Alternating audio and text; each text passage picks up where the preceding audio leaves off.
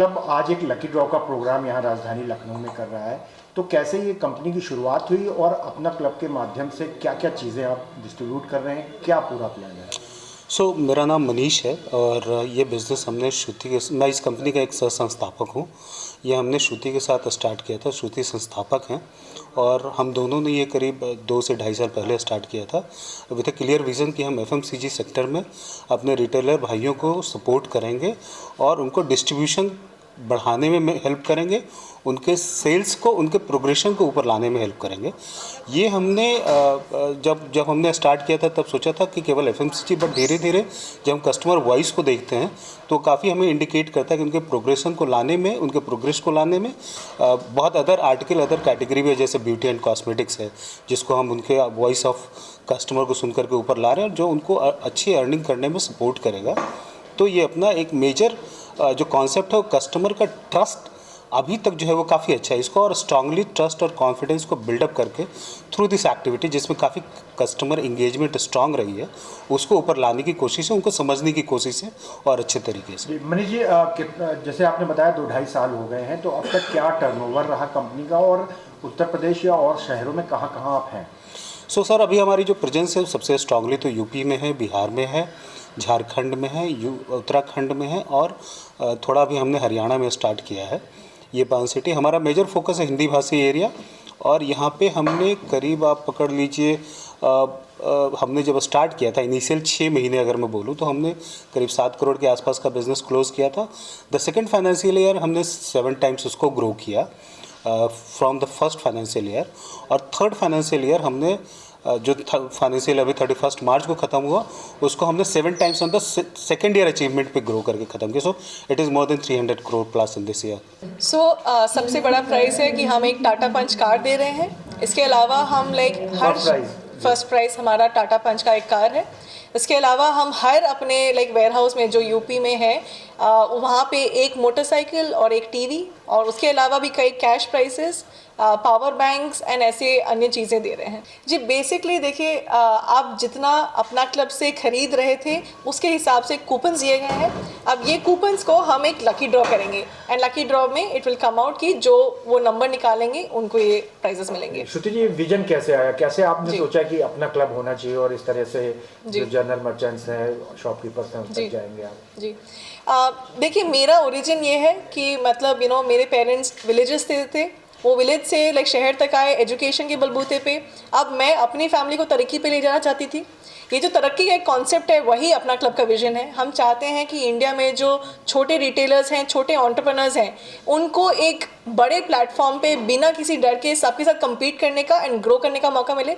यही विजन है कि सबकी तरक्की हो। इस तरक्की के लिए अपना क्लब बहुत सारी चीज़ें करता है। सप्लाई शुरुआत है, इसके अलावा हम credit, transport services, upgradation of the mart, ये सब काम कर रहे हैं जी।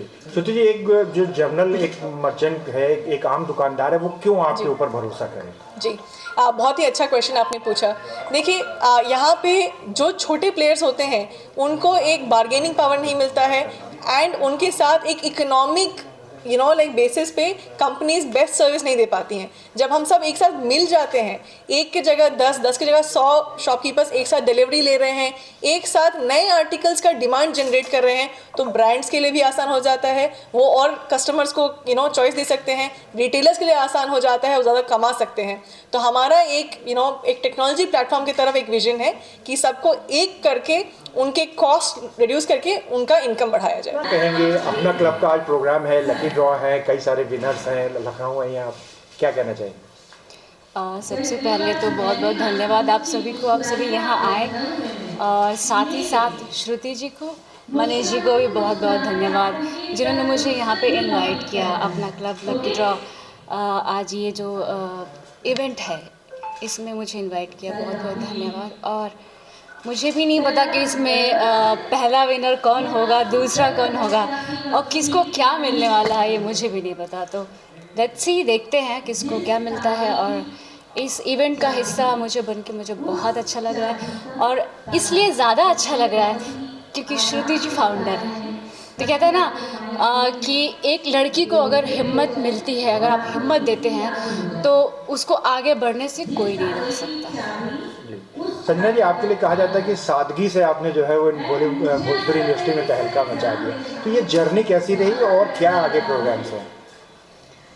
जी मुझे नहीं पता कि सादगी है या क्या है पर मुझे आज तक जो भी कैरेक्टर मिला, जो भी मुझे रोल्स मिले, मैंने उसको बखूबी निभाया और अथक प्रयास किया कि अच्छे से अच्छे निभा पाऊँ, कर पाऊँ, ताकि ऑडियंस को रियल लगे ना कि फेक लगे, क्योंकि आपको पता ही है भोजपुरी में बनावटी चीज़ें ज़्यादा चलती है तो इसलिए। जी, क्या अपकमिंग प्रोजेक्ट्स क्या क्या हैं? देखिए फ़िलहाल मेरी 3 प्रोजेक्ट है, जिसमें एक वैष्णवी है जो एक डिवोशनल मूवी है, उसमें मैंने वैष्णवी का कैरेक्टर किया है। दूसरी है बधैया बाजे मोरे अंगना, उसमें वो फुल फीमेल ओरिएंटेड पिक्चर है। उसके बाद एक सेनूर है। आप सभी भोजपुरी अगर जानते होंगे तो पता होगा सेनूर का मतलब क्या होता है, सिंदूर। तो सेनूर जो कहानी है बहुत ही डिफरेंट, आज से या अभी भी गांव में देखेंगे तो लोग दहेज के लिए बहुत कुछ घटनाएं होती है, आए दिन हम लोग सब सुनते हैं। तो दहेज पे आधारित ये पिक्चर है सेनूर, उसमें मैंने लीड किया है। बहुत ही अच्छी पिक्चर है, आप सभी देखेंगे तो आप सभी को गूज बम्स आ जाएंगे, रोंगटे खड़े हो जाएंगे। बहुत अच्छी रियलिटी शो में या वेब सीरीज में कुछ आगे प्लानिंग है? देखिए अभी भोजपुरी से तो फुर्सत मिले भोजपुरी ने मुझे बहुत कुछ दिया है, बहुत प्यार दिया है और मुझे इस बात की बहुत खुशी है कि मैं जब इस इंडस्ट्री में आई थी तो मैं सोच के आई थी कि मैं जब भी करूँगी, चाहे मुझे 10 साल स्ट्रगल करने में लगेगा, लेकिन अच्छे सब्जेक्ट करूँगी, मैं अपने हिसाब से मुझे जो कैरेक्टर मिलेगा वो मैं करूँगी। आजकल पता ही है कि डबल मीनिंग द्व्यर्थी चीज़ें बहुत ज़्यादा हावी है हमारी इंडस्ट्री में, हालांकि बहुत ख़त्म भी हो चुकी है। अब अच्छी फिल्में बनने लगी हैं, अच्छी स्क्रिप्ट पे काम होने लगे हैं और टीवी को आने से आज के टाइम में फिल्में बहुत अच्छी बन रही है, क्योंकि सेंसर भी बहुत स्ट्रिक्ट हो गया है। अगर आप आड़ी टेढ़ी स्टोरी दिखाएंगे, वल्गर चीज़ें दिखाएंगे तो सेंसर कट कर देता है। तो इस बात की बड़ी खुशी है कि आज के टाइम में भोजपुरी बहुत ग्रो कर रहा है और बहुत अच्छी अच्छी फिल्में बन रही हैं। हिंदी इंडस्ट्री की अगर बात करें तो हिंदी इंडस्ट्री में जाने का कोई आपका चांस, या फिर अगर टीवी शोज़ की बात करें तो टीवी शोज़ हिंदी वाले, क्या कोई उम्मीद है कि आप जा सकती हैं? देखिए मैं एक्टिंग करती हूँ और एक कलाकार के लिए कोई भाषा एक रुकावट नहीं होनी चाहिए। हालांकि मैं आप सभी को बताना चाहूँगी कि मैंने अभी तक ट्राई नहीं किया हिंदी में। लेट्स सी, देखते हैं। इस साल मुझे 2-3 ऑफ़र आए हैं जी के लिए, जी टीवी और सोनी के लिए मैंने दिया हुआ है, तो फिंगर क्रॉस की अगर कुछ हो जाए तो बस आप सभी को इन्फॉर्म ज़रूर करेंगे। अपने फैंस के लिए क्या कहना चाहिए? अपने फैंस के लिए यही कहेंगे कि आज तक आप सभी ने मुझे सिंगिंग में देखा है, एक सिंगर को एक्टर बना दिया, तो बस मैं यही चाहूँगी कि आप सभी का ऐसे ही भरपूर प्यार मिलता रहे और एक भोजपुरी इंडस्ट्री में बाकी हीरोइनों के जैसे मैं भी स्थान अपना बना पाऊँ।